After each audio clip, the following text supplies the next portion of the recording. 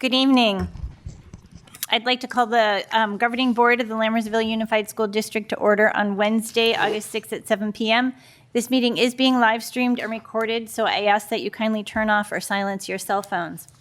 Members of the public are welcome to speak to the board on agendized items or during public comments for items that are not on the agenda. If anybody wishes to speak to the board, there are blue comment cards in the back. Please fill out one of those comment cards. Tonight we do have some special guests with us from our high school tennis team. So at this time I'd like to invite the captain or captains, if they are here, to lead us in the Pledge of Allegiance. Or anybody willing to step up and lead us in the Pledge of Allegiance. We're really shy. Come on, you guys, come up here. Right there. Yeah, right there. What happened? Did you want to join us? Yeah, she's here with us, too. Okay. All right. You go ahead. Say ready, salute. Okay, ready, salute. I pledge allegiance to the flag of the United States of America and to the republic for which it stands, one nation, under God, indivisible, with liberty and justice for all.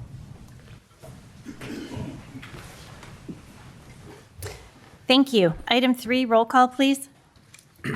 Lisa Boulay. Here. Benita Daniel. Absent. Sammy Kamodi. Here. Stephanie Olson. Here. David Pombo. Here. Donovan Rudish. Here. Item 4, approval and or corrections to the agenda. There are none. Move to approve the agenda. Second. Based on a motion by trustee Olson and a second by trustee Modi, student preferential vote? Aye. All in favor? Aye. Any opposed? Motion carries with 4 ayes, no noes, and 1 absent. Item 5, recognition. Staff report, please. Yes, we have a legacy being built in real time here in our district. Our first ever section championship team and coach have put together a nice little run. We have Adam Arbuck here celebrating the success of that program. The eminent coach, Andy Sue, here to celebrate that.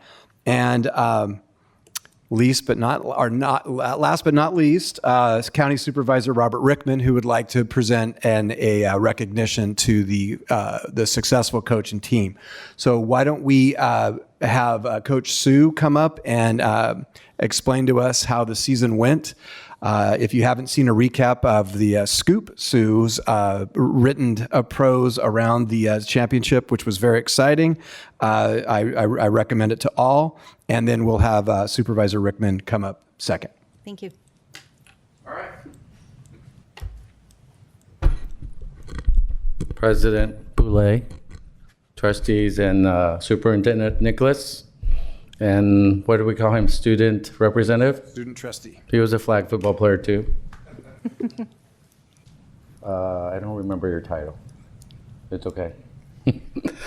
Completely unprepared today. I wrote nothing, but I just want to say I am very proud and honored to be able to lead this team for the last 5-6 years, and some of the nicest kids, and I give all the credit to the parents that are here and the parents that are not here, of course.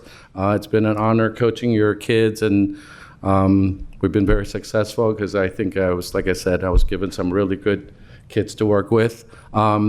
Just a little bit of historical data for the last 13 seasons, 7 girls season and 6 boys seasons.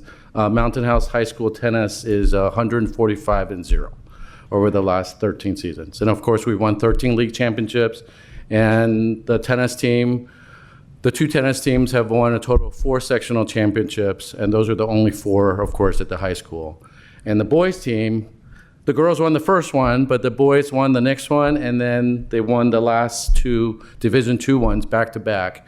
And like Superintendent Nicholas said, it was another exciting match. I always say this, honestly, some of the teams that we play aren't very good, and we probably don't even need a head coach to beat them. But when you get to the playoffs and you face real competition, that's the difference between working hard and not working hard. Because both years we beat the same Del Oro team 5-4. And both years we were down. First year we were down 2-4, and we came back and won 5-4.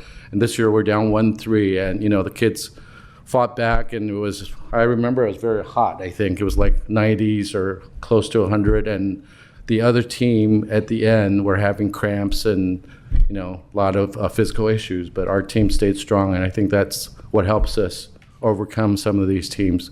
We work hard all season, and again, so proud of these kids. Some of them are leaving, so I'll be sad about that, but they're going on to bigger and better things, and I hope the best for them, and hopefully we stay in touch.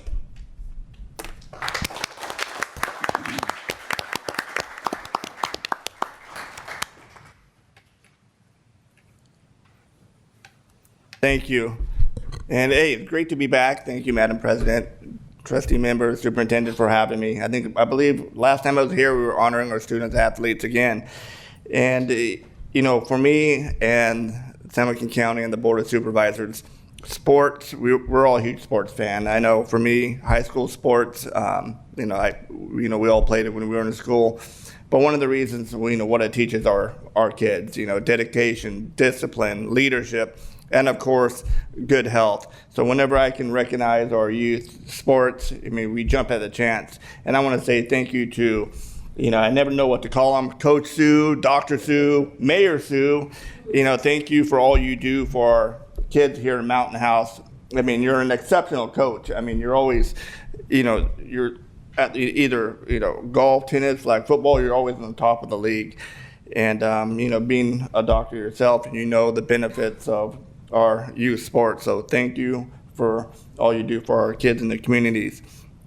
I'm just going to read one certificate. I'm going to have, I'm just going to call you Mayor. Mayor Sue here, read off the names for me.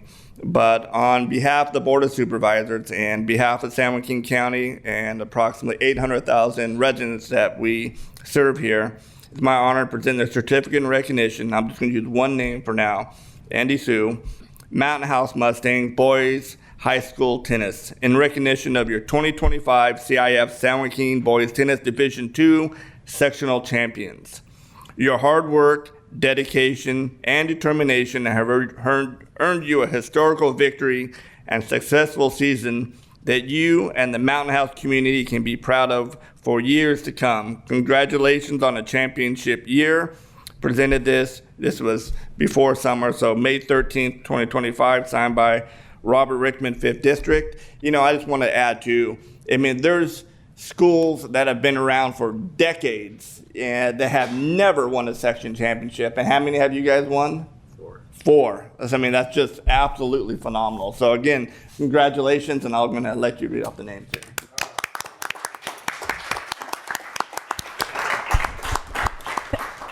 Coach Sue, we're going to have the board come down as well, so we can shake everyone's hands, and then we can have a group picture. Yeah. Thank you.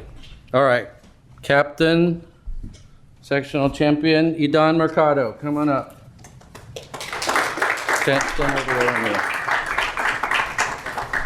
me. Yeah, up there. Captain Adi Rajan's not here today, but big hand for him. Senior Dhruv Jena.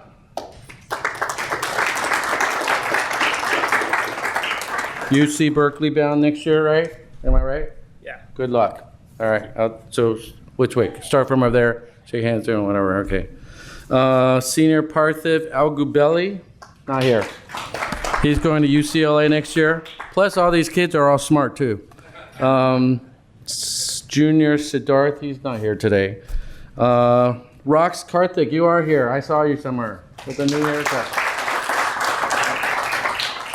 Congratulations. Start over there. What are you, junior? Opera Maya Rao, come on up. I think you're a junior. There's lots of juniors here, go that way. Another junior, Anirudh Bhaskar. All right, good job. Looking sharp. Oh, that first one was actually, Andy Sue Jr. Come on up. I thought it was mine. We got the same name, so I didn't know. Junior Shamukh Sundaranidhi, come on up.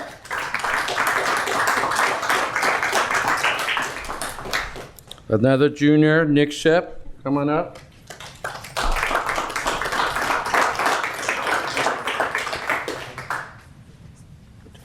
over there. Sumant, welcome. Good job. Right over there. Sophomore, Adid, are you a sophomore? I can't remember. Back-to-back champions. These sophomores only know winning. We've only won since they've been here. Sophomore, Jace Tawia. Tawia Sai. 2 for 2. These guys have never lost. Sahed Jahuja. Sahed was the big hero of the last match. We were tied at 4-4, and he came back and won the final match. Was Chris a sophomore or freshman? I can't remember. He was a sophomore, but he moved to River Islands. Freshman Cherry, or Shri, come on up. Nickname Cherry. Gonna be a star in the future. And freshman Arsh is not here. Freshman Kenny's not here. Sid, you are here. Oh, Kenny, showed up. Kenny didn't have his glasses on. I didn't recognize him. Kenny, another one of our future stars, come on up. Good job. Even worse, sure. You want to do it this broad, or maybe we could squish in a little bit. 2 rows in the front, yeah. Yeah, all right, 2 rows in front of you guys? Yeah, showing up. All guys towards the middle. Yeah. 2 rows here in the front. They're used to kneeling in front. Yeah. Come on in, don't be shy. Yeah. If you're section champions, you walk with your chest high. Yeah, that's Walk right. in front of you. There you go. That's There you right. go. No fear. No. Back-to-back champions. Yeah. All right. And then it's still, we gotta kind of squeeze it in. Squeeze in a little. Perfect. Good job, guys.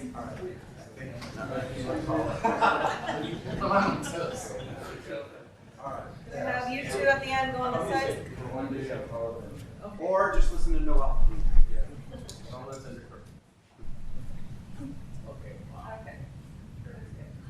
Hold up your certificates. Nice, that's great. Somebody post it on Facebook.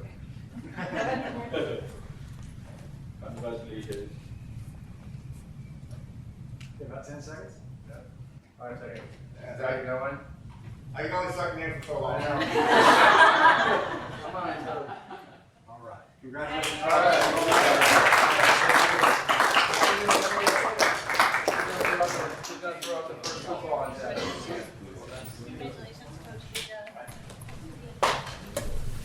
David. Good job. Thank you. You were a black and blue. All right.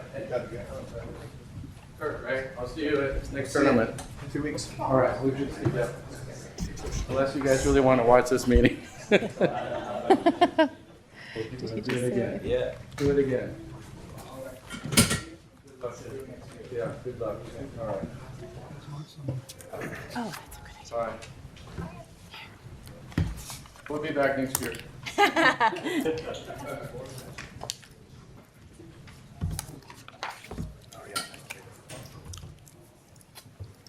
Always think about it. Direct to these students in particular. I know. We'll just do that right there. All right. Okay, moving on with item 6, committee reports. I don't think we have started any of our new committees for this year yet. Does anybody have any reports? No reports. So we'll move on to item 7, governing board reports. Our student board member, Rudish. Yeah, so going in order, we had our freshman orientation recently, a few days before school started. Very high energy, really good performance. Got to check out the D building, which is very exciting, both for us and for the freshmen too. It's new for everybody, so it was really cool all-around moment, just exploring the campus, helping students out. Very fun.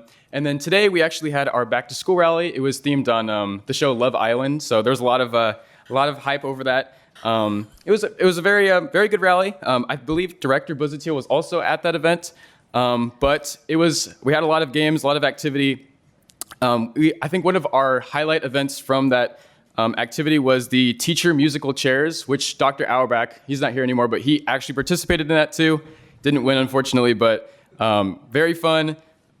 We also had a lot of high energy and participation from our freshmen, which isn't typically how first rally goes, but in fact, they outbeat everyone else. So it was a pretty big wake-up call just to get our game together, beat the freshmen next time.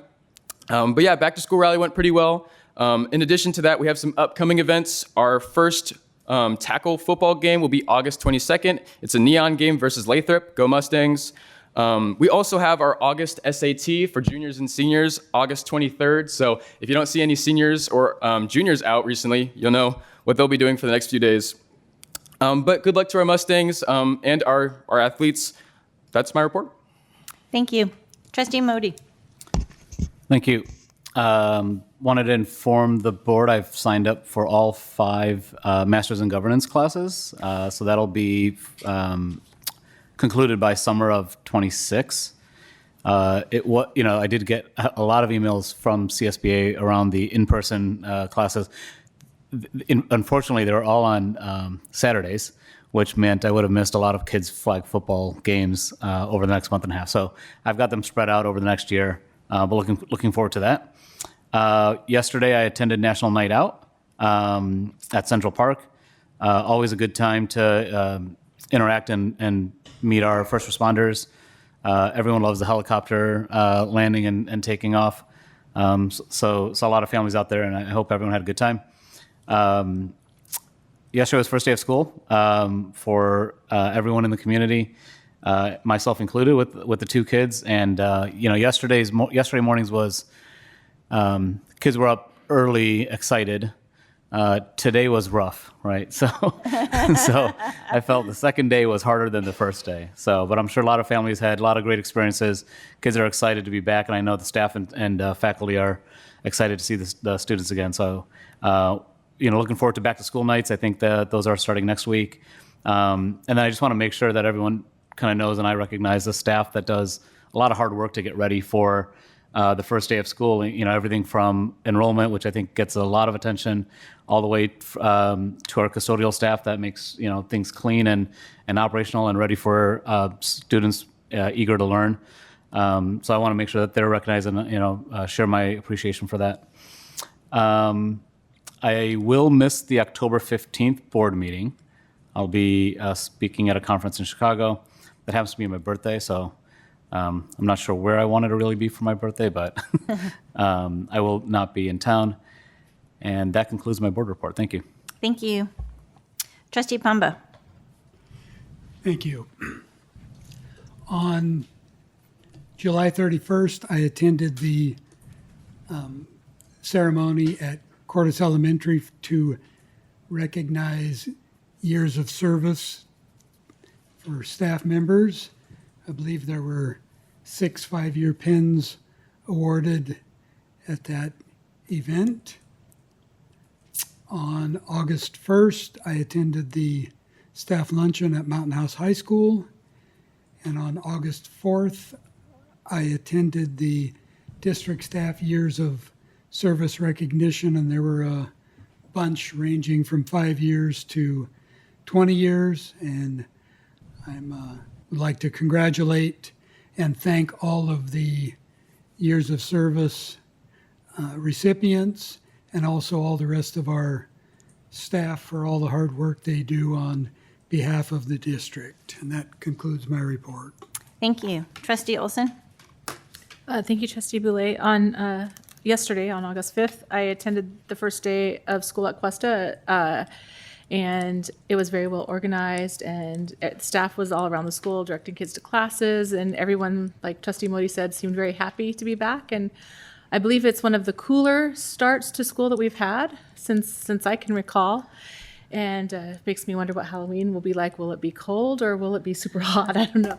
But it was wonderful to see everyone back, and to echo what Trustee Modi said, I too am very appreciative of all the work that staff has done to make the first day of school as smooth as possible, and to really have kids come back to a very positive, welcome environment.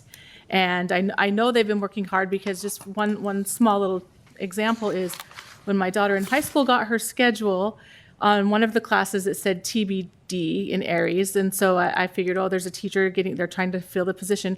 But then within days, literally we checked again for something else, and then I noticed that the name had been populated. So I know that means HR has been working super hard to get everything processed and people staffed and ready to go as soon as possible. And that's very appreciative because I know how much work that takes behind the scenes. And I just want to reach out to the teachers and the district staff, like from IT to, the assistant soups all the way up there, that your work is very appreciated. And I know it makes our community and our students have a really wonderful time on their first day of school. And that concludes my report. Thank you. For my report, I would like to welcome everybody back to the 25-26 school year. I hope it's a great year for everybody with lots of growth and lots of success. I did go to the professional development lunch on August 1st with the staff and teachers, and I felt like there was a breath of fresh air in the room. There was some energy and excitement. I think people were looking forward to coming back. I know it's a tough time though because of the logistics, and so but I felt some energy and excitement. And this was the first year I don't have a student on the first day of school. All my kids have graduated and are off to college, but so it was kind of a little sad that I didn't have a first grade or a first day of school kid. But I loved seeing the posts on Facebook and other social media where, and from the school district, of all the first day of school pictures. So anyway, fingers crossed that it's going to be a great year.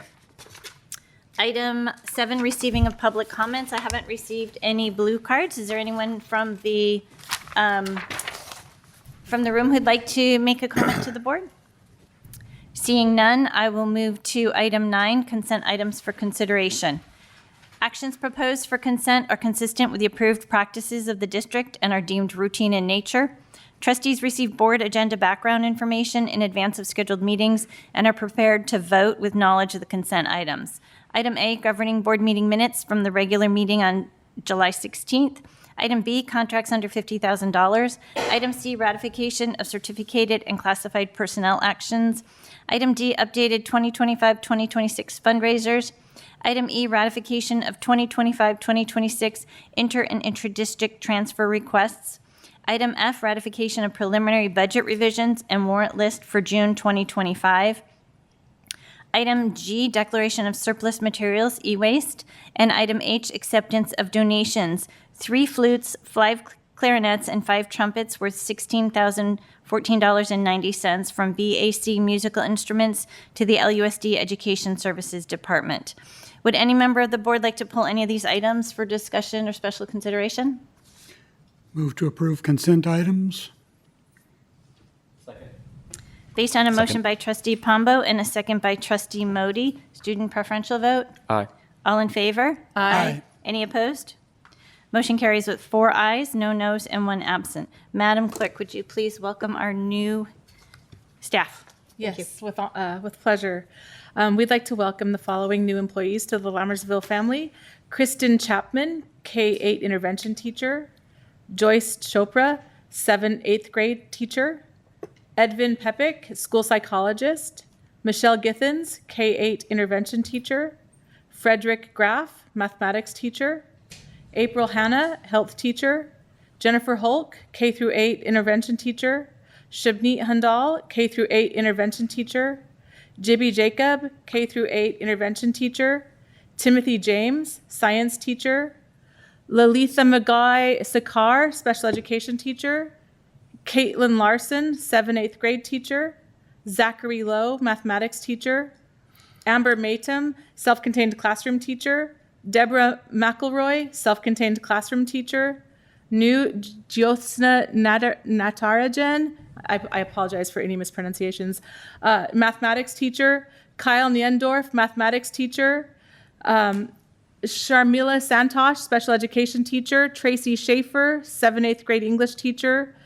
Sheena Tinsley, K-8 intervention teacher. Marvi Joyce Torres, kindergarten teacher. Kim Tran, K-8 intervention teacher. And Vivian Wong, physics teacher. Welcome to the Lammersville family.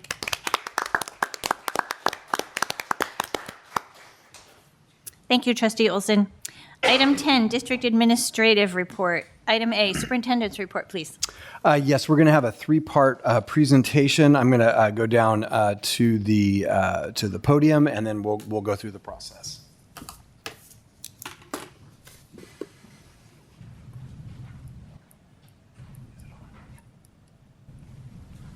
Okay. Good evening, Madam President, board members. For the first time, Mr. Student Trustee, we have a presentation tonight to talk a little bit about the state assessment system, its impact on instruction, and how we go about the business of educating our students here in the district. So first of all, when it comes to CASP results and the overall view and perspective of the district, we try to break it down into a simple set of goals, which are written out in a very complicated set of sentences. But our goals essentially are that we want to build our learning communities amongst our schools and district using the impact team model. That we want to provide good first-time instruction for every student, and we want to keep an eye on the students who are struggling the most, that we call the 20%, and that we have strategic support and interventions to support their needs. And ultimately, we want to have a district-wide continuity of practice in the areas of a wide range of things, ranging from attendance and discipline to extracurricular opportunities. And in all the programs we build, we want as many kids to feel comfortable accessing those experiences as possible. So let me deliver the good news. Test scores went up. I've been saying for years that as we crescendo as a district, every district has a natural ceiling. What we're embarking on through the three goals, in particular the impact team's effort and the 20% focus and the good first time instruction is if we hit all the kids that you can get into the test scores where they're considered at standard, what are we going to do scientifically, artistically, spiritually to move the kids that aren't there? And so this is a reflection of a lot of hard work ranging from all of our staff, our leaders, the support of the board and the community. That this is a tremendous outcome. I want to point out that in science on a state assessment, we went up by over 5 points, while being amongst the highest performers in all three of those categories, not only in our county, but regionally.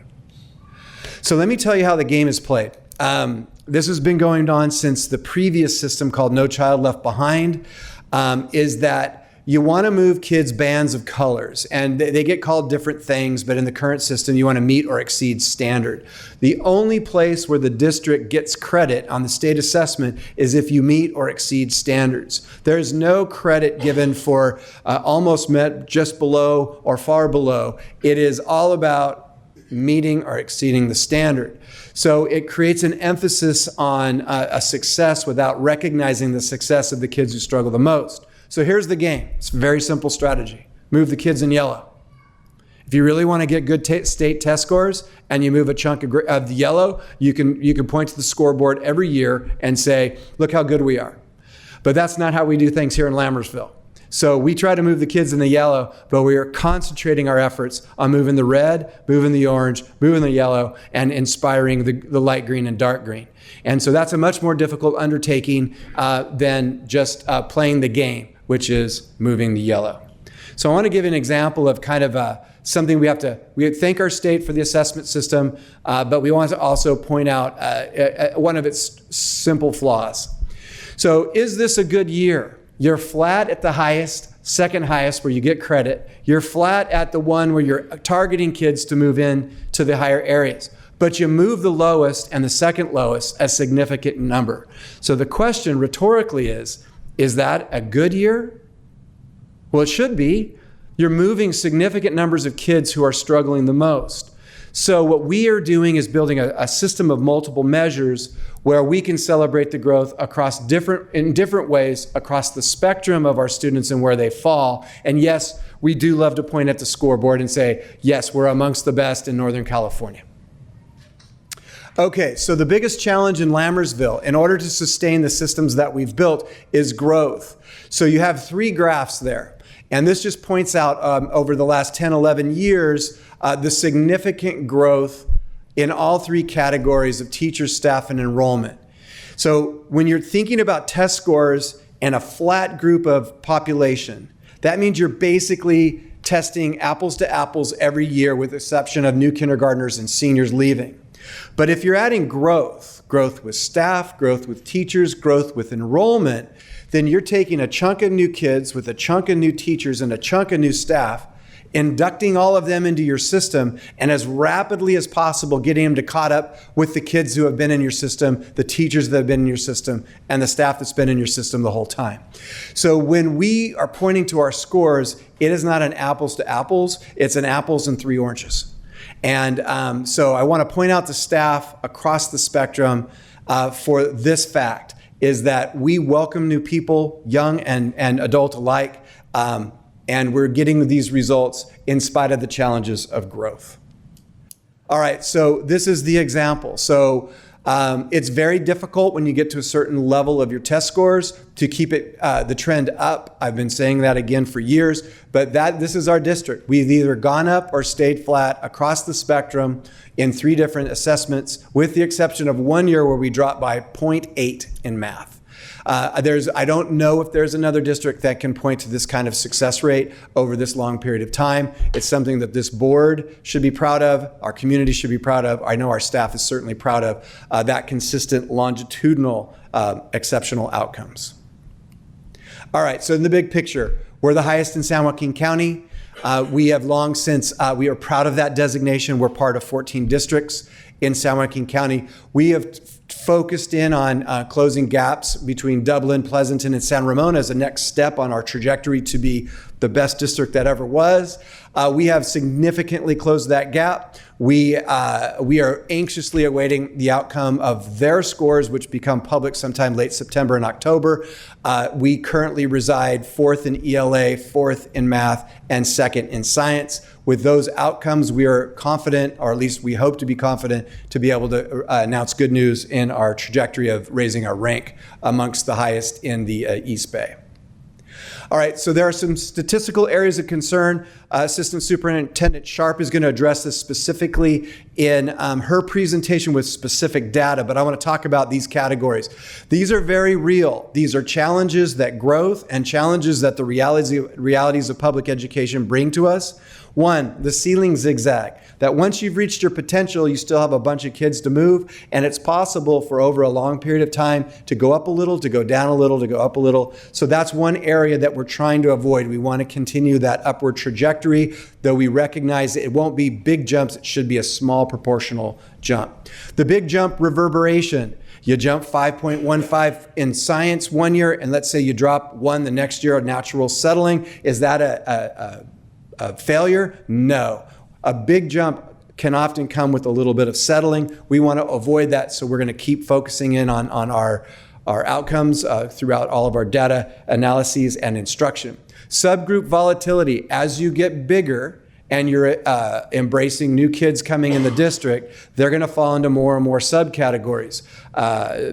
Director Manley pointed out with his special ed presentation at the last board meeting that we actually, 57 kids left the SPED program. Those scores didn't count in our subcategory score, so we took a hit. And then they landed in the yellow category, so we took a hit there. Yet we did a really good job. So that subgroup volatility is something we will always be watching. And it may be year to year that some subgroups rise and drop, and we have to address that as they come. New student assimilation and acclimation. Assistant Superintendent Sharp is going to show you specific data over years that show that new kids into our district take more than 1 year to acclimate and assimilate. So that takes us a little time to turn them into the Lammersville Way kids, and we're happy to take on that challenge, but that affects outcomes and test scores. The shine the light factor is last year we made an emphasis around writing and ELA. Or 2 years ago, writing in ELA, and last year we focused in on an intervention in math. You shine the light over here, it gets dark over here, and then you realize it, so you move the light over here, and it gets dark over there. So we have to balance finding the weakest areas and improving them without completely leaving in the dark the thing you were just focusing in on. But that's the challenge of when you're at your pinnacle to keep getting better, is you've got to find ways strategically to address that. And then I mentioned it earlier, but we also did an analysis with our EL students, and the same thing happens with our EL students as SPED. 247 EL students were released from the program. They landed in the yellow primarily, and we get no credit for their score in the CASP results. So it looks like, in some ways, oddly, we didn't do as well as we did. So these are statistical areas of concern that are going to be the focus to try to overcome so we can continue to incrementally raise those scores so we can collectively celebrate every year. So now I'm going to talk to you about the missing link.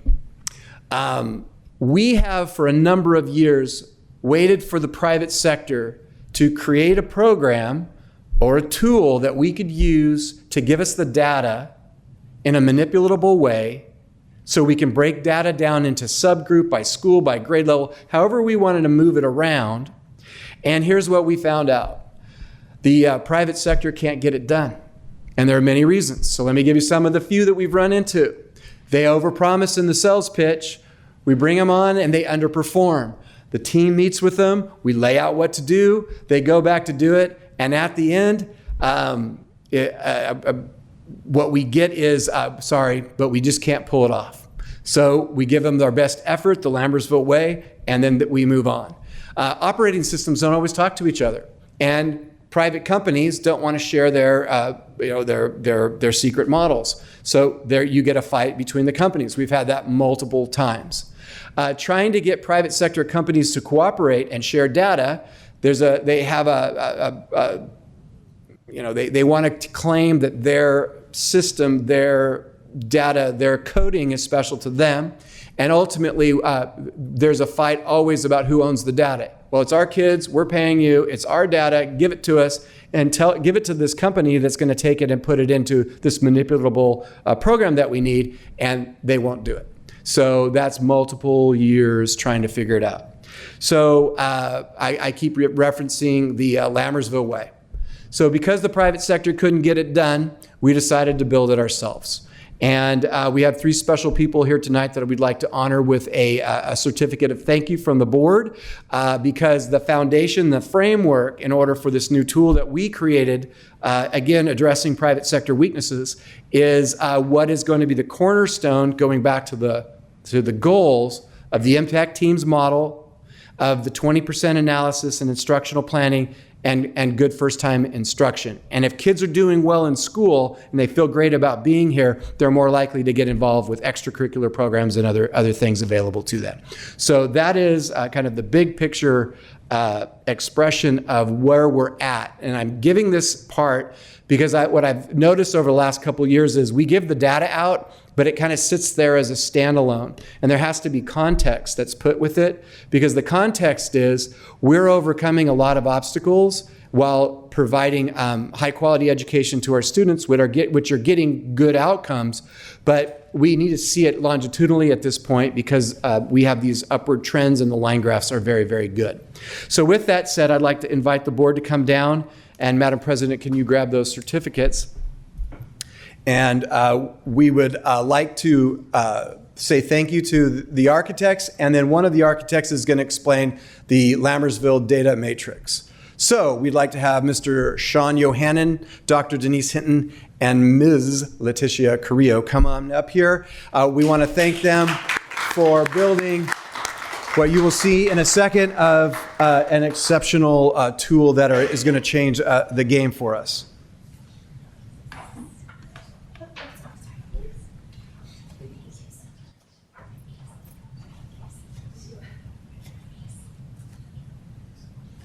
You guys should stand in the middle because you're the important people, and we are the important in our own right, but you guys are the honors.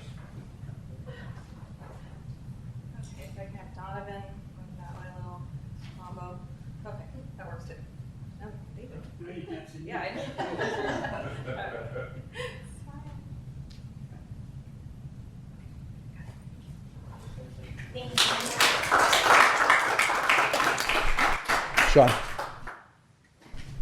Sean. Oh, you got something. And we're going to have Director of IT, Sean Yohannan, now walk you through the data matrix, because I think everyone knows that if I tried to do it, there'd be a lot of words like doohickey, and it wouldn't make a lot of sense. Thank you. Thank you, Kirk. Well, good evening, everyone. That was a surprise. Thank you very much. So as Kirk alluded to, we've been on this journey for some time. We started around 6 or 7 years ago. There's been various different vendors that we've tried to work with, and all of them have fallen short. Specifically, they would provide vendor-specific data that was provided to us in a way that they wanted us to see, which didn't really allow us to drill down into standards and things that were really important to us. We didn't have the ability to see demographic information. We just got what they provided us, which is not the level of detail that we needed.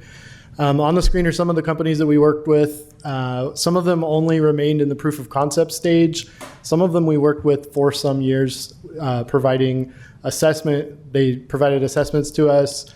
And most recently, Elevate actually sunsetted their platform in the middle of our onboarding, which was a huge disappointment. Everybody likes Elevate. So as Kirk said, we had to learn that this is something we're just going to have to do on our own. So that's what we did. So these are some of the vendors. It wasn't all bad. We actually developed relationships with our vendors in going through this process, asking them to own our own data, asking them to build automations to allow us to gather the data in an accurate and timely manner rather than waiting for a couple weeks or more to get information from an assessment. So these are just a few of the vendors that actually stepped up to the plate and were helping us. There's many more now, but this was kind of the original group. So all of the reports I'm going to show you are just demonstration reports. They're not actual data. This is the first report we built from Google Looker Studio. You may have heard of this. It used to be called Data Studio. They changed the name. It's a free tool, so a lot of times you get what you pay for. But we were pretty excited that we could take assessment data from a platform and pull it into a report. As you can see, this report's not very detailed. It just has performance to proficiency performance by school site, which there's not a lot of filters. It just doesn't do much. But we were excited at the potential of this tool. So we blended that assessment data with demographic information from our student information system, and we're able to find the student groups that we need to pay more attention to, or perhaps we're not performing as well as others. So then we started getting really excited, and then we broke it. So Looker Studio can do lots of cool things if you have a little bit of data. If you try and give it too much data, it spins forever and most of the time will just crash. So we had to find something else. So we turned to Microsoft Power BI. You may have heard of that. It's a more industry standard enterprise solution, a lot more intricate report style. This is a demo of the very first report that we built inside of Power BI.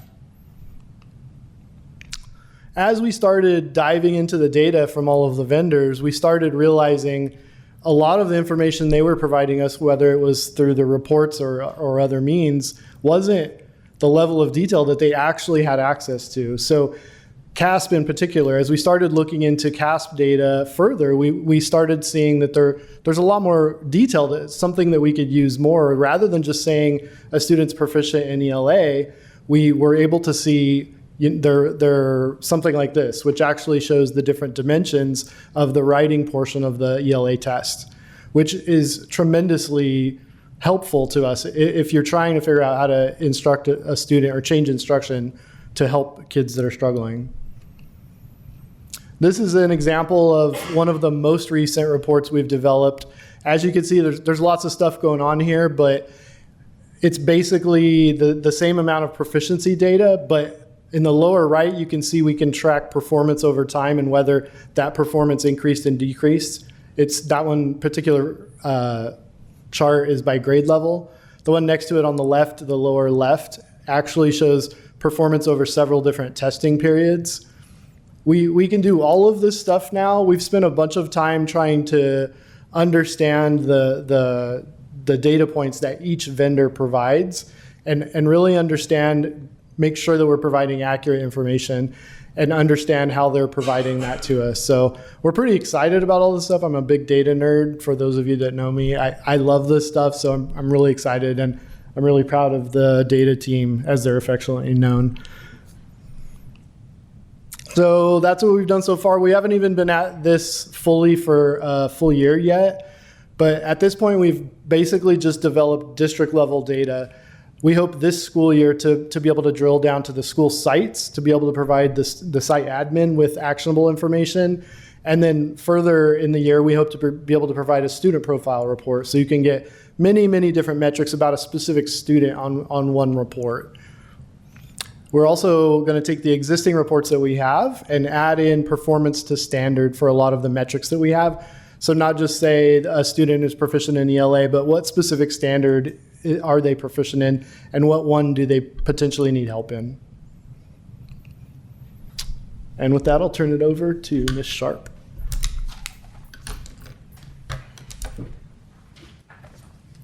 Thank you, Sean. Good evening, President Boulay, trustees, Dr. Nicholas. Thank you for having me this evening. And thank you, yes, to the team. They are amazing, and more to come. So we're doing a lot of great stuff. So thank you. So now we're going to go into talking about student growth on CASP and student achievement. Dr. Nicholas shared the initial overall scores and how we've gone up in each of the areas. I do want to highlight that in every year I've been here, I haven't been able to share this information with any of you until late September. Principals haven't had this actionable data until late into August. Definitely a site-to-site comparison has not been until September, October. So this is really getting data in our hands at the right time so we can start the school year ready to go to support the students. So it is really a game changer, but it's actually really exciting. So we're all pretty much data geeks around here. So highlighting ELA growth, 1.37% increase, science 5.15% increase, and math 2.25% increase. So those are the overview, but now we're going to talk about what do we see as trends, insights, and implications within the data. So this is rounded. So I'm going to show you this first chart. This is a chart you see year over year, but I'm just going to break down ELA for you. It'll be the same for math and science. The left side is 2025. The right side is 2024. The top bar is the district. They are rounded numbers, so I'm giving you the actual in the arrow. So you can see district 76%, increase 1.37, and then you can see how the schools did across the district. In math, same, district at the top, an increase of 2.25 at 72%, showing how the schools did overall. And then in science, district at the top, 5.15% increase with the separate schools along the bottom.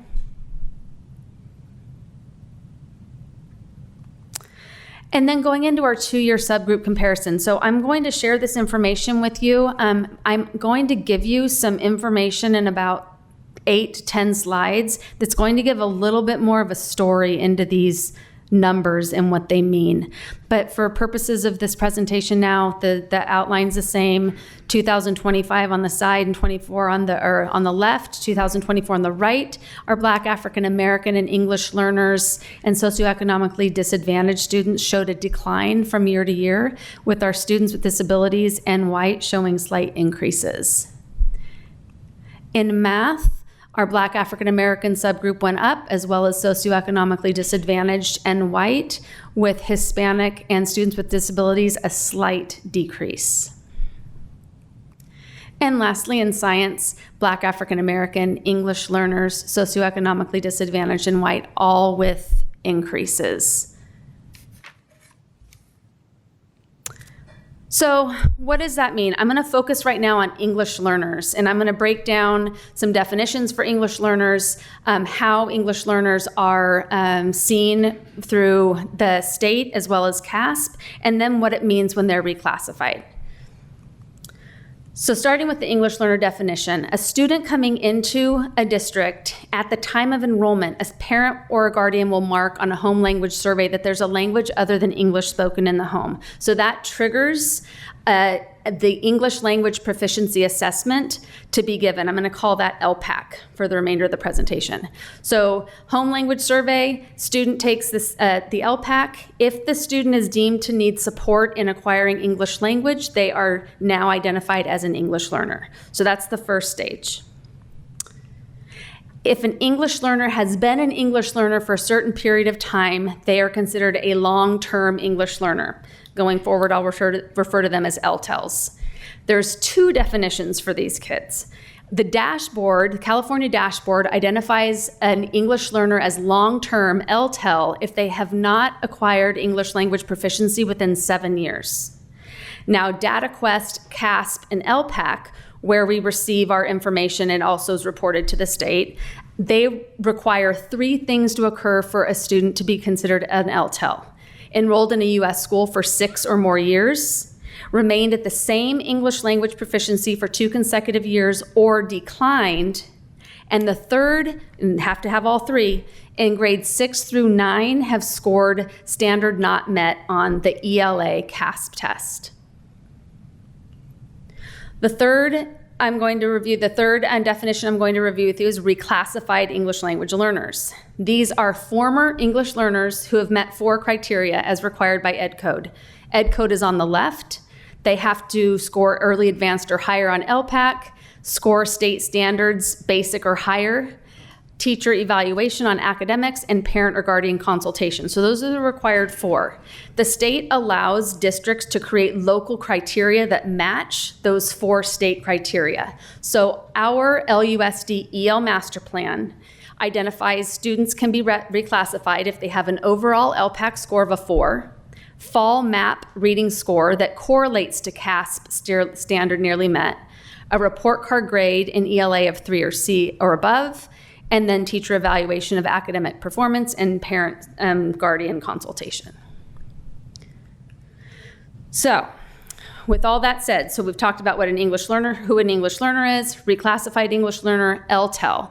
The one student I didn't talk about was the IFEP, Initial Fluent English Proficient, and they're going to be the second column from the left, so I'll get to them in 1 second. On the far left side are English-only students. They've never been identified as an English learner. So that's going to be our base right now, English only. The second column over are IFEP, Initial Fluent English Proficient. That means that the student was identified having a language other than English on the home language survey. They were given the LPAC test and were deemed fluent the very first time they ever took it, therefore called Initial Fluent English Proficient. So that's the second column. The third column over are going to be our reclassified Fluent English Proficient. They were English learners at one time. They're reclassified. As a district, we are responsible to monitor them for 4 years. And then the far right column are English learners. So I wanted to identify the columns first, then I'll go back and explain the data. So in English language arts, you can see our English-only students, far left, how they are scoring in ELA on CASP. About 70% proficient advanced there. The IFEP, the initial fluent, those students are outperforming our English-only students. So students who have taken the CASP, who have been identified as having a language other than English spoken in the home, are scoring higher than our English-only students. Our reclassified fluent English proficient, they were English learners, still are considered English learners as far as we're concerned. We'll continue to support them, but they're proficient now. They also are outperforming our English-only students. And then on the right side, you see our English learners who are still considered English learners. They have not received or not mastered all 4 of those criteria per Ed Code. They're still an English learner, and they are showing areas where they still need support. So that's important that I want you guys to see, I want everyone to see that. There is one group of students who are English learners who will not be on this report, and they are students who have been in the United States less than 1 year.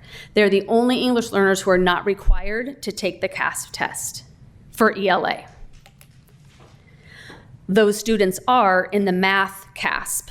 If you come from another country with a very limited English proficiency, you've been here a month, you need to take math CASP and science. And there's lots of reading involved in those 2 tests. So again, looking at the same report, English only on the left, You can see our initial fluent English proficient students and our reclassified students are outperforming English only students, with our English learners on the right-hand side still showing proficiency in math. However, you can see that it's not as high as the reclassified and initial fluent. And lastly, science. Again, initial fluent English proficient and reclassified are outperforming our English only.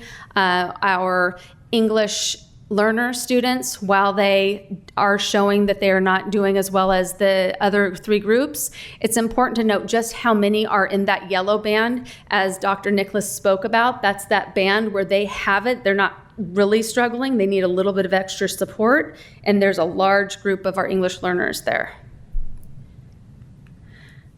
So why does that matter? So I'm going to show you this part again. So English only now is off of the bar graph. This is only English learners. On the left-hand side are English learners, and that is what is reported on CASP. So when I show you those reports and I show you this is how our English learners are performing on ELA, math, science, that's the bar that you're seeing.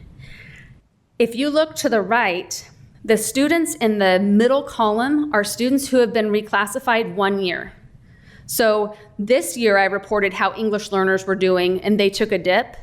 All of those kids in that middle column, we have 70% advanced and proficient, are no longer considered English learners per CASP because they've been reclassified. So they're now over in our general population, but now we can't compare apples to apples anymore, because now I have 70 kids who last year took CASP as an English learner, were reclassified, and this year are not considered in that group anymore.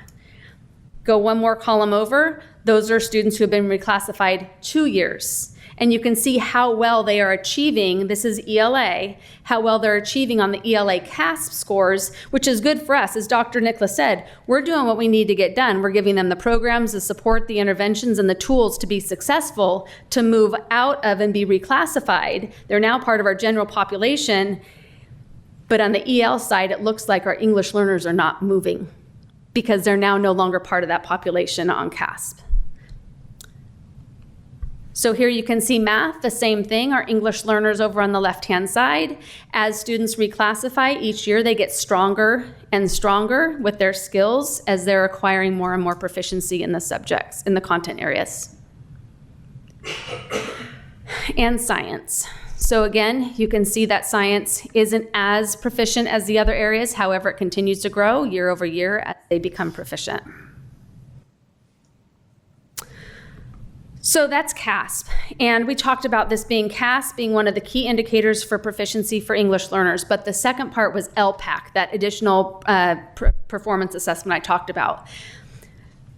Director Yohannan and the team have developed an English learner dashboard. So we're not just looking at CASP. This is specifically looking at the LPAC assessment.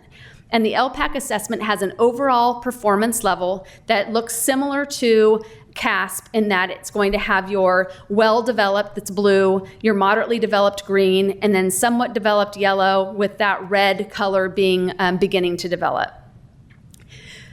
LPAC is broken into two general areas. It's broken into oral language performance, and it's broken into written language performance.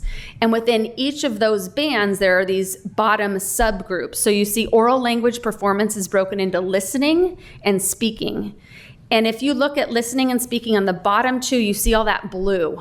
The students are doing much better in the listening speaking category compared to over on the right-hand side bottom, you can see the blue in the reading and the writing, which is typical for an English learner. They're gonna learn that listening and speaking first.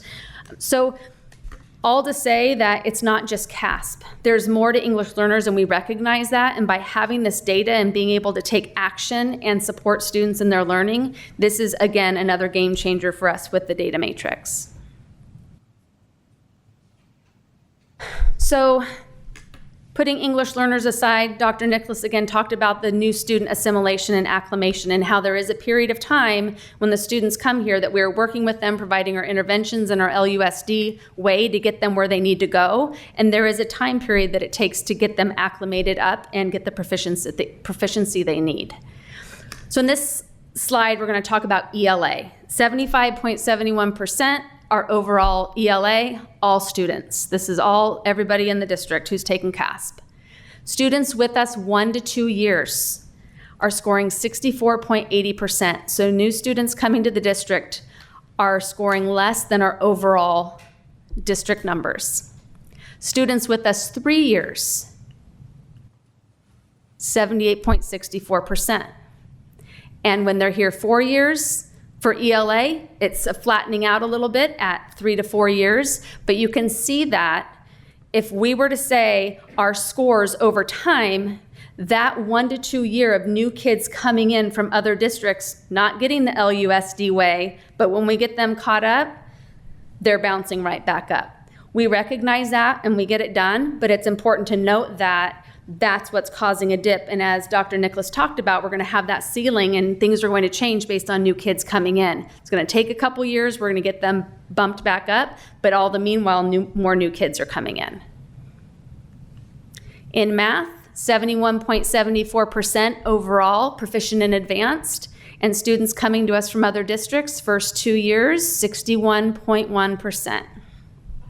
In the third year, students who've been with us 3 years, their scores are much higher, and 4 years with math, significantly higher. Science, 65.96% overall, students with us 1 to 2 years, 51.82% advanced and proficient, and students with us 3 years, 68.21%, and 4 years, 75.16%. So while our overall score might be 65%, because there are some students who are struggling who are just coming here in 1 to 2 years, it's fine. We're making it happen and we're going to get it done for them so that in their third year and their fourth year, they're going to be able to show the success that we know that they can produce. This is a big screen, so I'm going to walk you through it by section. So this is the next phase for us.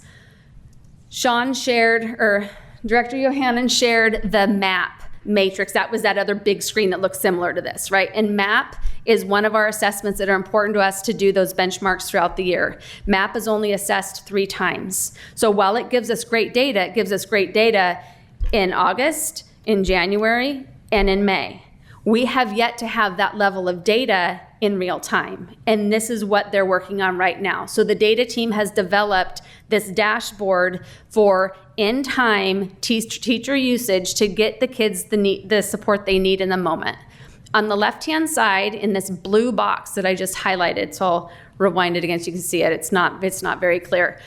Those are assessments over time. They are weekly assessments. This dashboard is set up for 3rd through 6th grade students. So a teacher is going to be able to see how are my students performing in my class on weekly assessments. The assessments will stay up there, so throughout the year, the teacher can look at this report and say, are they getting better? Is it related to specific fiction, nonfiction, informational text stories? Like they know that by unit over on the left-hand side.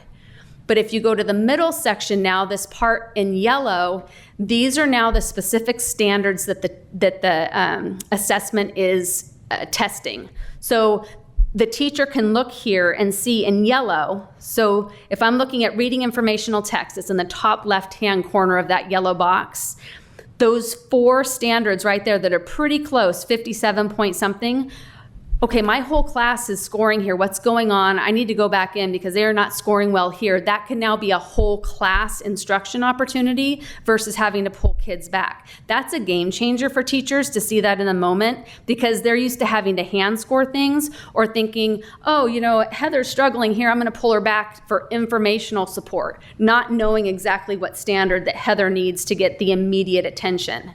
Same thing with foundational skills in the blue. So if you go down to the same box, but you go directly below it, how much time do I really have to spend on those standards as a teacher? Because 3 of them are already advanced. The kids already have it. So I can spend less time on, let's say, a 30-minute lesson because those kids have it. I can spend 10 minutes on that lesson, go through it quickly, and move on to the next standard they need help with. The last part is on the right-hand side, showing that everything we presented so far with the data matrix has been district level, principal level, really what can leaders do to support things happening in the classroom. This is geared up for it to be principal and teachers. So a teacher now is going to be able to look at this, say, how did my kids do? Oh, wow, my kids did great in reading informational text. Oh, but Irene's kids, how'd yours do? They didn't do well. Let's talk about what we did instructionally so that we can move the kids forward. So really being able to have better conversations. So bringing it full circle back to the high level again of where we are as a district with our overall standards and our increases in ELA, math, and science, understanding along the way that there's some areas of concern that we are addressing while celebrating at the same time, and knowing that this data matrix is a game changer for students and for teachers. It's allowing us to find out outcomes for students in real time that can give us analysis by standards, allows more clarity for student needs, targeted interventions, allows instructional decision-making based on real-time data, sharing best practices, common planning time, and vertical articulation.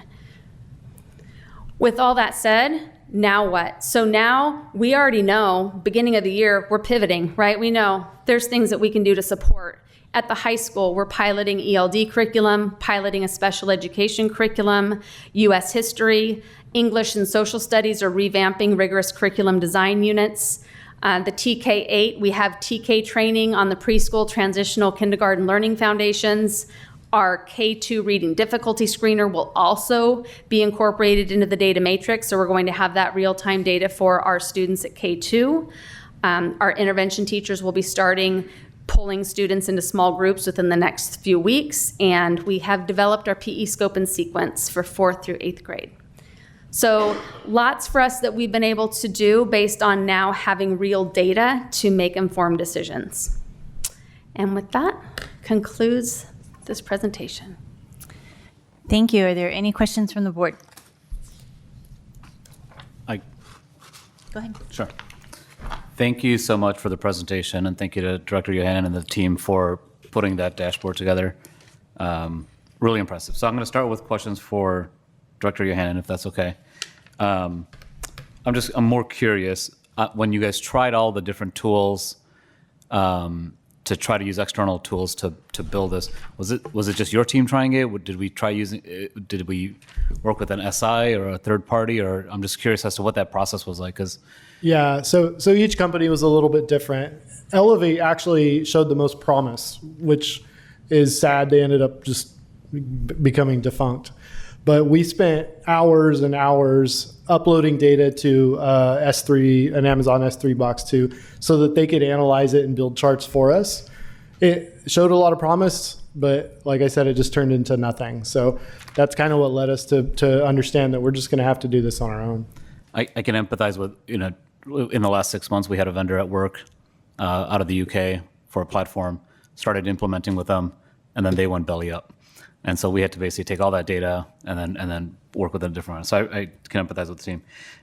Is there a thought or a plan to make some of this accessible to the community? Not at this time that I'm aware of. We can't share student data on individual students. Right. Period. Yeah, not the individual students. Right now, where we're at in our processes, we've developed it. We have the principals knowing how to use it. We're applying it to the impact teams model, to conversations with teachers about good first-time instruction, specific to strategic support and interventions.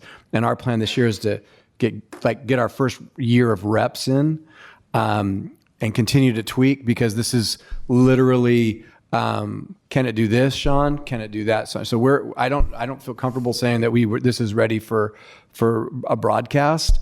But what we want to do is, again, we have concurrently moving streams. Impact teams is a model everybody's doing. And the 20% conversations is part of that model. And the good first time instruction and all the coordinators and all the work going on, all of that has to tie with this, and we have to get better at it. So that's my specific answer to that. In terms of giving it to the public, to what is the ends in that question? Sure. So one, I agree with you. I think our primary focus should be on enabling our staff and teachers to be able to use the data and drill in and make good decisions based on that. It's 100%. I wouldn't want to shift focus from that. I guess my question was more, I know we have that data dashboard that's on the website. I was going to say the infographic is Yeah, and I wasn't sure if maybe there was a plan to say, hey, this is relatively easy to publish, allows people to slice and dice it if they want to. Then your team's not doing two separate activities. I didn't know if that was part of the thought process. The infographic, we've actually talked about that. The process that we've put into creating that in the past is lots and lots of steps. So having all this data in one centralized location, we'll be able to develop a graphic like that pretty quickly. So yeah, absolutely. Okay, thank you. And then I've got questions for our assistant superintendent. Before you go, can I, absolutely. while you're there, I figure making my up and down. And this is, I'm going to ask a question that could be a stupid question. I'm going to risk it, but because I'm a big fan. When I was a special ed teacher, I was a big fan of SACE, and what it sounds like you're doing is this could this be on the level of that, where you're like the next code stack? Yeah, 100%. Oh wow, that's amazing. What a blessing that would be to so many people. But yeah, I just wanted to ask that, because that, I mean, that's not typical of an IT team in a district, I don't think, to do this kind of level of work. So just very appreciative of that. And then you talked about working with independent companies, it wasn't giving you everything you needed. So now that you have kind of the system down, we're pretty much independent? Do we need to rely on companies for data anymore, or do we have a way to like add new data as students come in? And we've made it a practice as we talk to vendors that we're potentially going to go into business with to make sure that we're going to be able to get our data out of their system. That's become one of our criteria.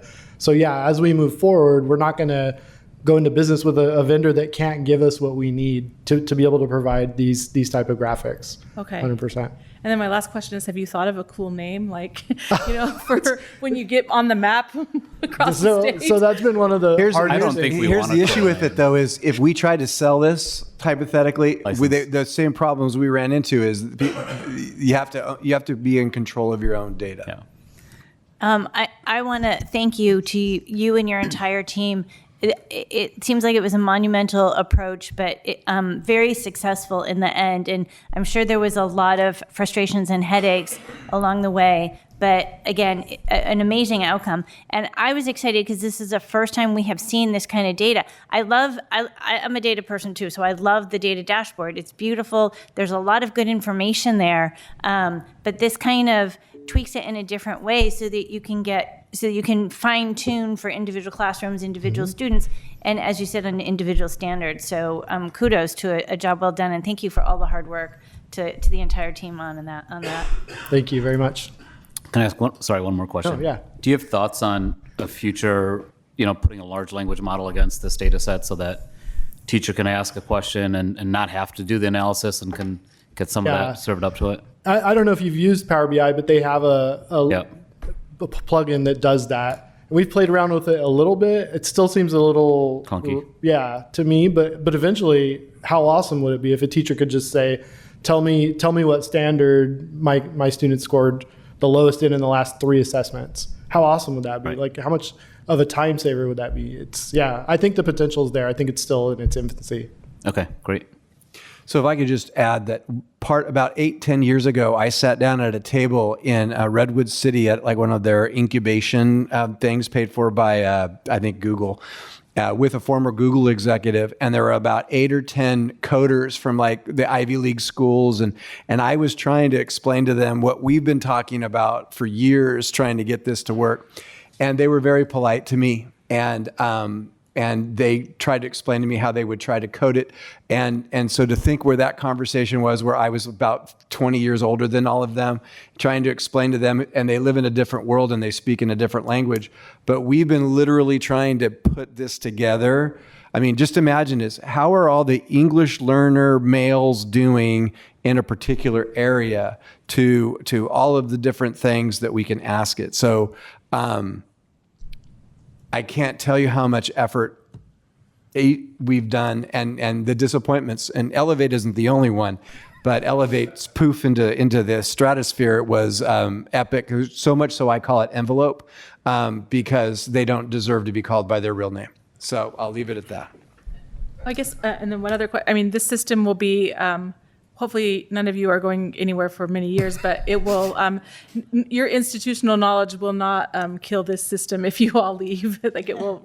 We're actually building a data dictionary for each of the reports that we create, so that if there's ever a question, what particular report did this metric come from, we can do all of that. So yeah, we're building it as we're going. Yeah. Okay, cool. That's why I don't think we should come up with a cool name, because I think that incentivizes this team to go market it and license it. I got a couple trademarked already. It's fine. I don't know what's in our contracts with Director Yohanan, but I think we're going to call it Sean didn't do it. protect against it. But no, great job, and I love data and tech, and great work.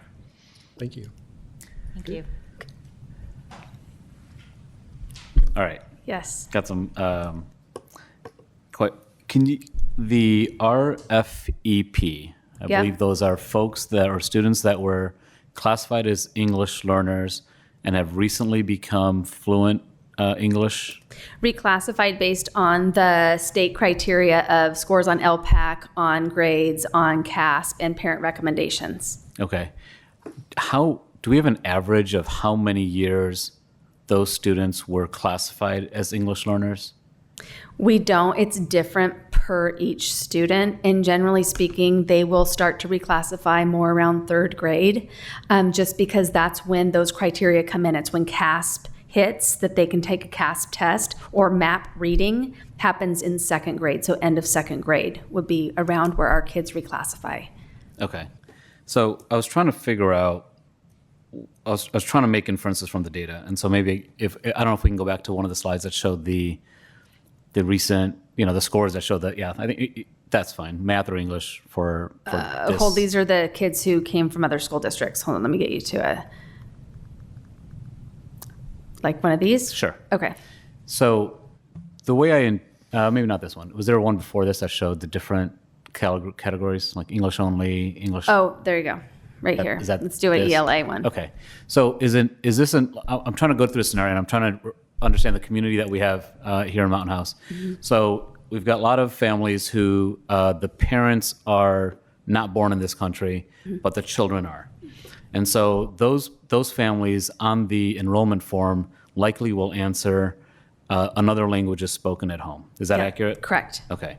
But that means that a lot of those families, their children have been born in the United States and have grown up as native English speakers. And so in some instances, many families will speak home language at home. A lot of the languages will still be strongly spoken in the home. So it just depends on the family preference. Okay. Whether the kid's born in United States or not, they may still be doing a lot of their native language may not be English. Fair. Yeah, and even myself growing up, a lot of families around us, they intentionally spoke only the native language at home because otherwise they would never get it, and they knew they were going to get English when they went to school. So I think that's probably a common occurrence. But that IFEP, right? Yes. Those are folks that report on the form that we speak another language at home. We test them, and we find out that they are fluent in English, and they don't need any English learner support. Is that accurate? Correct. Okay. So those students tend to be have dual languages or more spoken at home. Correct. Okay. And then the RFEP, and those are the ones that start off as English learners. They when we give them the assessment, they categorize into the needing help for English learning, and then eventually age out of it or learn out of it. Correct. Is that accurate? Okay, Correct. great. So I understand that. And then on the very first couple slides, one of the things that struck me was in some of the by district and school. Mm-hmm. So these? Yeah, we can use this one. So the district went up significantly. This one's probably an outlier. Okay, I'll do ELA again. Okay, sure. So in this one, most of them stayed around the same, and then Costa shows a big jump, and Cortez, where a lot of new families are moving in. Mm-hmm. Right, those neighborhoods are still being developed. But then what struck me is on the later slides when you showed the students that have been with us for only for a couple years, it actually showed that those students were lower than the standard, right? Or were So- less achieving the standard. So how do I Yep. reconcile that? Let me go to that slide right now, and I'll explain that again a little bit more clearly, so I apologize for that. All right, so here, you're going to have 64% of the students, let's say we had 100 students come, 64% of them scored advanced or proficient. So you do still have kids coming here with 1 to 2 years who are scoring advanced and proficient, but not at the same percentage that kids who are already here. So you can still have kids coming new to Costa who are going to score advanced and proficient there, and just coincidentally at Hanson, those kids might not have scored advanced and proficient.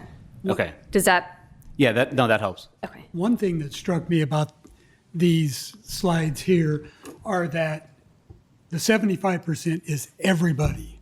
The 64% is the new kids, but they are part of everybody, which brings the everybody score down. Correct. Which tends to explain why the third and fourth year kids go up, is because that's just third and fourth year kids, not everybody. Correct, yes. So that's interesting. And then, let me see, I had something else on. That might be it, but, okay, I'm good. But thank you very much. Okay, you're welcome. I just want to say that I'm really excited and proud of our district, especially, I mean, we made jumps in everything, and that's amazing, but particularly in science. I know we've had recently added a science curriculum. It was the last couple of years. Are we attributing the new science curriculum to that jump, possibly? Or I'm sure it's multifactorial, but... Yes, our science scores have gone up considerably in 8th grade, and it was a middle school science curriculum. Can you go back to that slide? Because it's probably one of the earlier slides that showed the district versus all the schools. And what struck me on one of these was For science? science. Okay, oops. Oh, wait, let me. Is the jumps are so significant. If you look at Bethany, which is a established neighborhood, not a ton of new homes being, students going there, 50% to 67%, right? You look at, I think, Altamont, 56% to 64. I mean, that's a significant jump that all the things I was trying to explain away with potential, egress and ingress doesn't really happen at those schools as much. And that just is kudos to the staff and the curriculum team and the teachers for that significant progress. I was blown away at that. This is the 3rd year that those students would have had the new science curriculum. So they had 3 years. We had built science assessments. Teachers had collaboration around building science units. So they put a lot of work into science in the middle school. Yeah, and I've noticed, just anecdotally, that a lot of kids I hear talking about how much they love science these days, and I don't know if that's attributed to the excellent instruction they're getting, but this blew me away as well when I saw it, and it's just super exciting. And I know you're talking about. I have to say, the one thing I love about our district is, even though the state reporting mechanism and the way they do their statistics is a little messed up in a way, because the state also has the intention, I know that their intention is that we support those students that are not meeting the standard or are far behind, and that's what they want to do. But their statistic, the way they highlight it, doesn't really incentivize districts to do it that way. As Dr. Nicholas said, a lot of people just play the game, move the yellow up.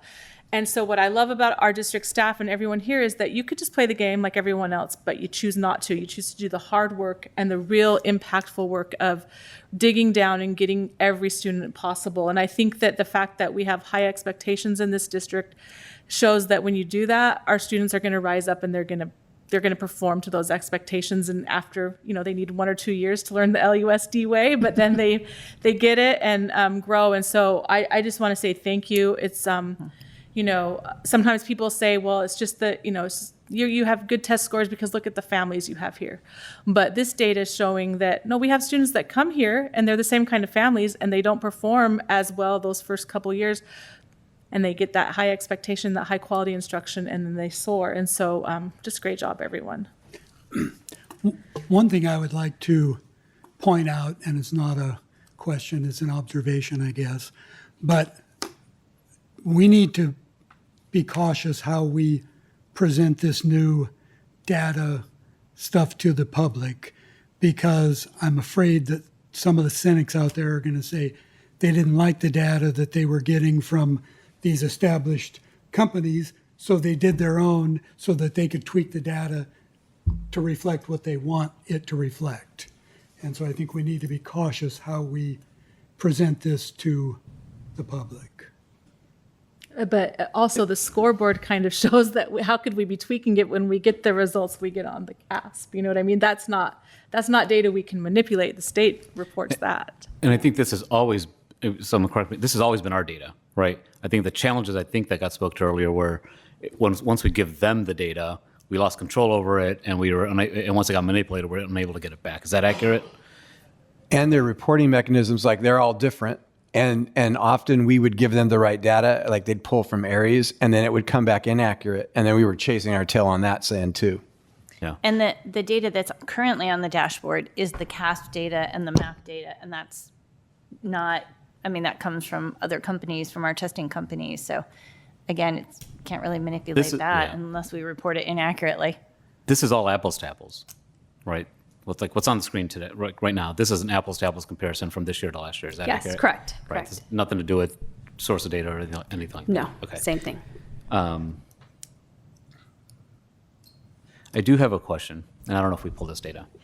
Do we look at students who have been in the district for 5+ years, and do we know what that looks like? I suspect it's going to be high. We have not yet, right? This is just now we're finally being able to start looking at data over time. So aside from the line graph that Dr. Nicholas had shared with our district over time, you could say those are our students over time, but just take what I think you're asking is a cohort of kids. I think How did this cohort go from over Not time? necessarily. I think that slide that had the 1 to 2 years, 3 to 4 years, the new ones. It would be also good to see another slice that shows students who are of the all, how many have been with us for, let's say, 5 years or 8 years. And I think that would show that the Lammersville way is succeeding, right? That should outperform the all. I would hope that, I would expect it to. So the kids that are here longitudinally, it gets a smaller and smaller. I mean, not in terms of total, the number, but like that group of kids start in first grade. And by the time they're 8th grade, they've gotten smaller. But that core group is rocking it. Is that what you're at? Yeah. Yes. We should be able to look into that. Yeah. The other thing on this data matrix tool, and I know Sarah Barrios, our HR director, has been giving me the look, is this is a tool to drive a conversation about instruction. And any sense amongst staff, teachers in particular, that this is an evaluation tool would put the brakes on this and its expression and impact. So one of the tightropes we walk is, same with walking and talking instruction, is this is not an evaluation tool. This is about how did we do, what are the kids telling us that's working, that's not working. So again, when Trustee Pombo said that, we need to be careful about this and that's another area the board should be aware of. Sarah's now smiling, so I think I did a good job there.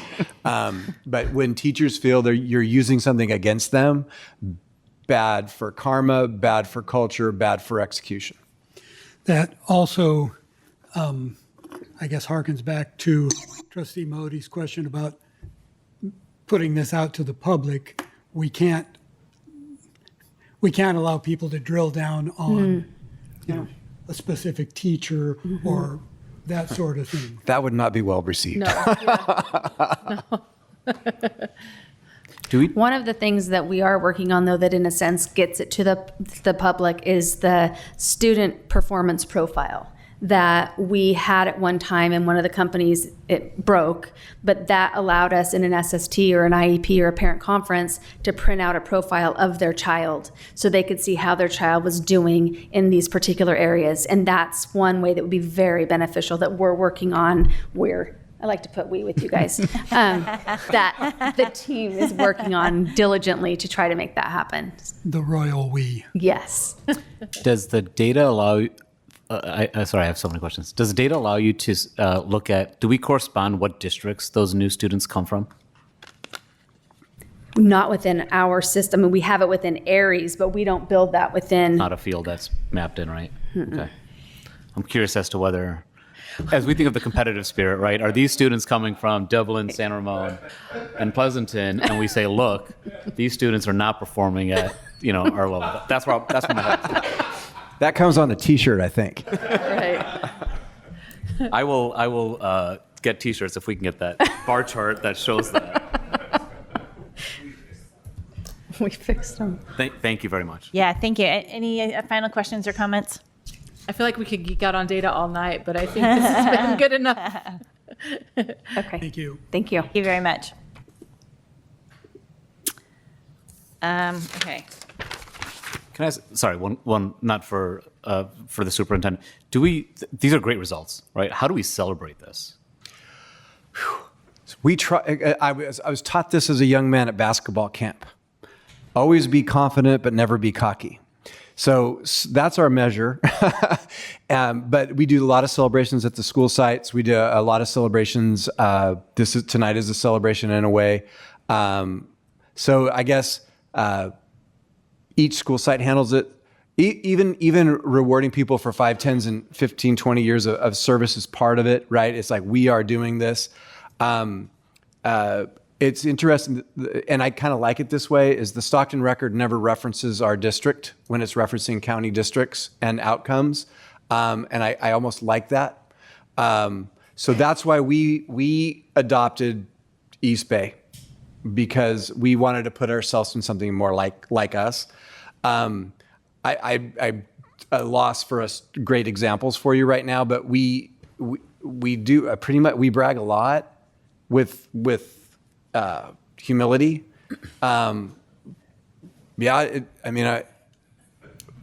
Thor's is smiling. T-shirts? No. No. But it does. I'll give you an example. Like at Cordis, 88 was the number. That was the goal. They built the year juju around it, and they I got 87, right? 87 point something, and Darren's got it down to there's only 6 kids, and we could have done this a little differently.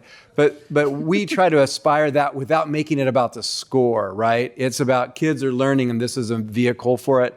I feel confident that we're celebrating a lot, but I don't know. I mean, the schools do a lot of it. The PTAs, the foundations do a lot of it. That was a terrible answer and long-winded. We celebrate the kids during our perfect CASA scores. And then, but we had to think about this. Okay, so Mr. Pombo will remember this well. So it was my bright idea to every year, at the end of the year, let's bring and have all the kids who won Science Olympiad, right? Except for by the time we had to kill it, we were in the main gym at the high school, and it was like, get out. But and so the same has happened with the perfect CAS scores. So we used to have the perfect CAS scores, but that's too many now. So now it has to be multiple perfect CAS scores. So I guess it just keeps going. Yeah. Fair. Okay. Okay, we're on item 10B, Williams Quarterly Report, April 2025 through June 30th, 2025. There are no reports. Thank you. I'm so excited about the scoreboard that Jimmy's. Oh, but wait, Jimmy, Point of order. we have a couple of cute things to show you that Noelle put together because she's in charge of audiovisual for the district. Sorry. And this is another way we celebrate, but so we're going to start with the years of service. That would have been really smart.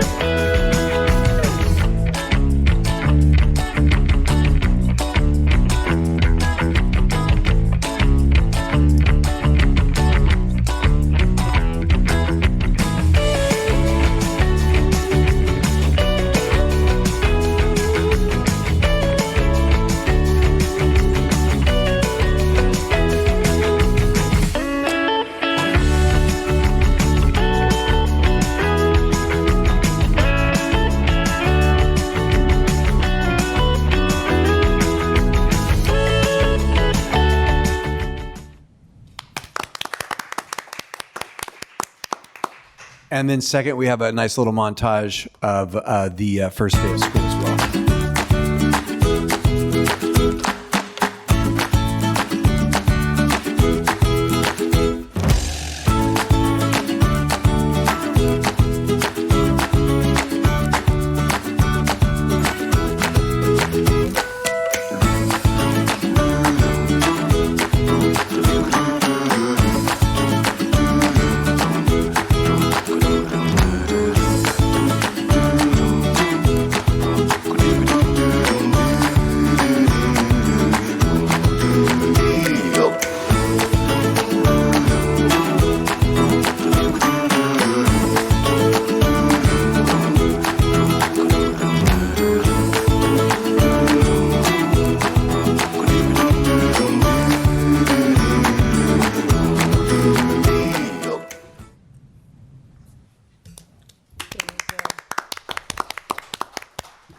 And again, Noelle has to herd a bunch of cats with telephones and with video cameras and then put it all together. So we want to thank her. That takes a lot of time and she does a great job. Yeah, thank you so much, Noelle. Thank you. Okay, item C, District Maintenance and Operations Report, Director LeGrand. Good evening, thanks for having me. First, I have the operations report from Director Dixon. Wrapping up summer cleaning and scheduling deep cleaning areas for fall break. The last of the curriculum items will be delivered to the sites next week. We just had the waves inspections from the county at Hanson, Lammersville, Altamont, and Cuesta. Only very small facilities items were found to be deficient. Civics permits just opened to the public for fall signups on Tuesday, and they currently have no openings in custodial. Maintenance report. So the first day of school was yesterday. Started really smooth for us. My phone rang only a couple times all day, which is great. I just want to thank my maintenance and ground staff for all the hard work over the summer. It really helped our part have a smooth start to the school year. We had a couple issues with the pool last week. The low water controller on one of the heaters tripped the boiler, so that heater's been down. The part is in stock in Dublin, so it'll be fixed this week. Chemical wise, the calcium is a little bit low and the alkalinity is a bit low. So if you're at Costco tomorrow or Friday, you'll see me with a big shopping cart full of baking soda for the alkalinity part. And then we have calcium chloride in stock. I'll put those bags in. I like to do it on Friday, so it has a weekend to kind of, work its way through the system. On a positive note, the county did their annual inspection of the pool. We passed with no issues, so that's a good thing. Grounds, we made the transition to a new grounds company July 1st. We had a meeting Thor and I had a meeting last Tuesday at CASA with the new company. Thor made the expectations, kind of a 30-day review. They've been here about a month. Thor made the expectations very clear, and we all were on the same page moving forward. They aerated all of our fields last week, which is a good thing for the turf areas. They made several large repairs at Hanson, Altamont, Cuesta irrigation repairs this week. They even came in, they stayed late one night. They came in on Saturday to finish another one, so that's a good thing. The bad news is we lost 2 irrigation controllers at the high school. The boards that control the irrigation system, each one controls about 48 stations. We lost those about 2 weeks ago. We're trying to find a solution. I got notified yesterday we lost a 3rd board. So that's not good news for us. We contacted the rep about getting them repaired, and I was told, and I'll quote, repair parts for those boards are obsolete and the product has been discontinued. So we're looking for another option. We currently have a bunch of battery operated solenoids on a bunch of valves around the high school to keep things green in the process till we find a solution. And it's not gonna be cheap, whatever the solution is gonna be. So updating our projects, the new classroom rooms at the high school, the furniture arrived the week of July 8th. It took them about 7 days to put everything together. The teachers started moving on the 19th. We had issues the last few days before school started with the fume hoods and the 2 labs, but that issue they were resolved on Monday, and I haven't heard any issues since then, so it seems to be working. As far as our summer projects go, the asphalt project at Lammersville was done the first week of July. It looks really great. I hope you had a chance to go by and look at it. The whole campus looks way, way better than it used to look. The roof recoating at Wickland took a bit longer than expected. It didn't get done until about the middle of July, but that project is finished. The LED lighting that the board approved for the multipurpose building and the 300 building, that project went really fast. It was done about 2.5, 3 weeks. That was done before the end of June. The septic tank is done at Lammersville. The septic tank was completed the week of the 22nd, and the new grease trap for the kitchen was completed the week of the 29th. So we made our very tight timeline for the start of school. So that was good news. The 10 bottle filling stations that the board approved, the use facilities money to get the bottle filling stations arrived around mid-July. We have Cuesta, we have Altamont, we have Bethany mounted on the wall. The sewer and the water line are hooked up. The electrician's coming out this week to give us a price to do the electrical for those 3. And then we start working on Wickland today. And then once those 2 are up, we'll move over to the high school and put the 2 at the high school. So I imagine by end of next week, we'll have all 10 of them up and running 100%. We have our upcoming items. We have bleacher inspections at the high school on the 19th for the main gym and the small gym.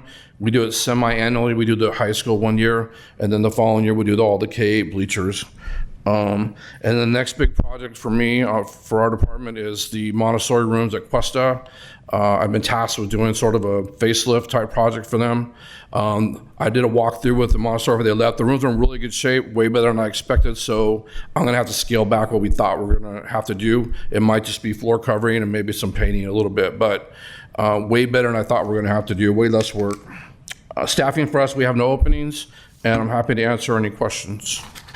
I don't have a question. I just wanted to say thank you so much to all of the staff because the schools looked beautiful for the first day of school, very clean and just well prepared. And I mean, that makes a big difference for a student to come to a space that looks so well maintained and taken care of. So very appreciated. Thank you for that.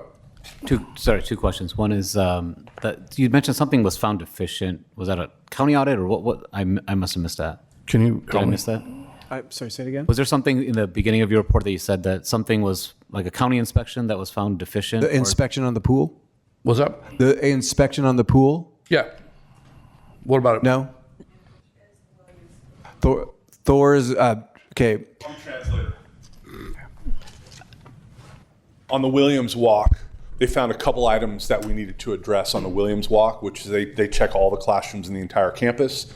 A couple of the items involved the sprinklers that are not working and things of that nature. Got it. Okay. Appreciate it. I think the quote from the inspector was, "I don't know why I'm inspecting brand new schools. These look great."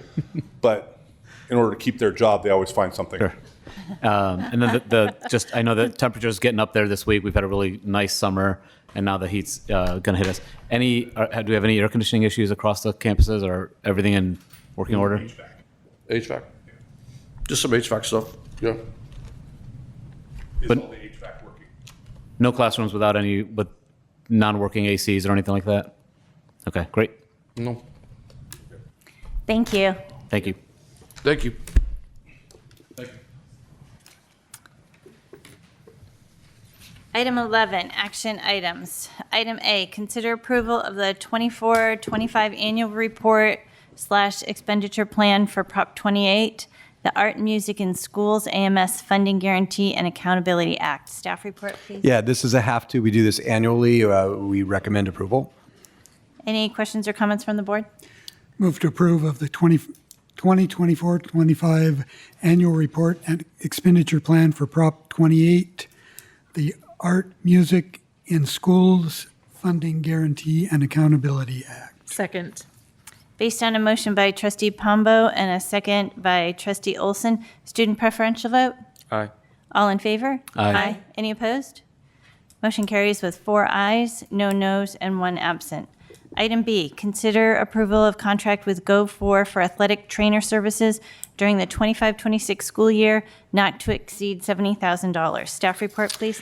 Yes, this is very common amongst high schools, and you bring in an athletic trainer to assist with in between the coach addressing an issue of health versus a doctor.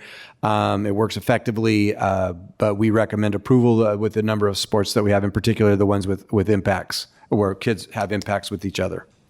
Thank you. And I had a lot of questions about this that I sent to Dr. Nicholas, so thank you to yourself and to Deputy Superintendent Thor for answering all those questions. I was just having a hard time picturing how it would work with what we currently have in play, and your answers helped me a lot. Thank you. Any other questions or comments from the board? I'll move to Have we approve. have we had athletic these are athletic trainers, right? Have we had athletic trainers before? Like, is this a replacement contract? Is this a value add? Deputy Superintendent Harrison will say it. No, when we first started sports, we were using the EMTs to address some things. And over time, as we've gotten bigger, this has just become a need. So this was a board request many moons ago, I believe, by Trustee Pombo a couple years ago. And we've been looking for years. In fact, when Mr. Faubert was, Dr. Faubert was principal, he searched and searched and couldn't find anybody that'd come over the hill and work for us. And so we've been searching and searching still. And Dr. Arbach found a service that would service our area. So that's why we have an athletic trainer now. So. Got it. Thank you. Yep. And I without doing anything that would like put the board in ChatGPT in an appropriate way, I said, what does Go4 do for a school district? And got a pretty good response. And with that, I'll say move to approve of contract with Go4 athletic trainer services during the 2025-2026 school year, not to exceed $70,000. Second. Based on a motion by trustee Olson and a second by trustee Pombo, student preferential vote? Aye. All in favor? Aye. Any opposed? Motion carries with 4 ayes, no noes, and 1 absent. Item C, consider approval of contract with Applegate Septic and Sewer for emergency septic replacement at Lammersville Elementary School. Total cost $175,000. Staff report, please. All schools look great until the restroom facility, especially a rural school, doesn't work. We recommend approval of this project. It was very important to have the restrooms working out at Lammersville for day one. Any questions or comments from the board? Was this work completed? Yeah, so what ended up happening is we had to meet some regulatory things, environmental, an approval, and then they needed to get into the ground to find out what the costs were going to be because of the leach lines and all that. So in this case, this is kind of out of the norm, but it was, okay, we're going to have to do new leach lines. We have to do this and this and this. This is the cost. And because we don't have as many board meetings, it out of sequence. So the approval by me was get it in the ground, get it done. This is an emergency if we don't have the bathrooms working. And so we did it. So the answer is yes, correct. We did the work because we had to get the school open. And I agree with what happened. I just wanted to make sure that there's no liability created by us doing it. And I'm assuming, does your position have? I know we got $50,000 spend limit. $50,000. Yeah. Is there a separate kind of There's emergency? a board bylaw that allows for emergencies like this to get done. Yeah. Okay, perfect. Thank you. Just out of curiosity, what would happen if the board did not approve this? Well, I guess Kirk takes out a loan.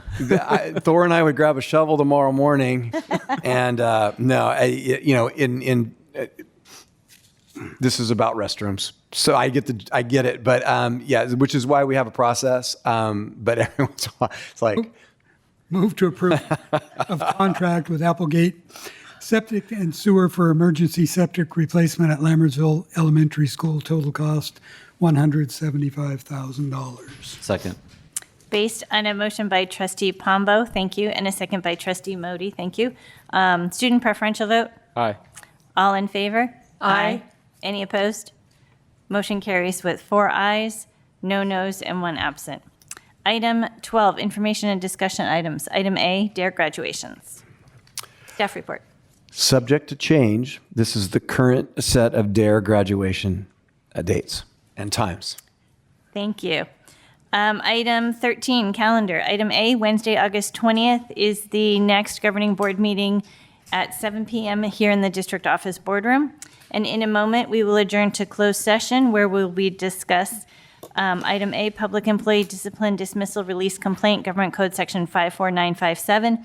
Item B, conference with real property negotiators, Government Code Section 54956.8. And item C, conference with legal counsel, existing litigations, Section 54956.9. for one student versus Lammersville Unified School District, OAH, case number 2025060026. Move to adjourn. Second. Based on a motion by trustee Pombo and a second by trustee Olson, student preferential vote. Aye. All in favor? Aye. Any opposed? Motion carries with 4 ayes, no noes, and 1 absent. We are adjourned at 8:50 p.m. Thank you.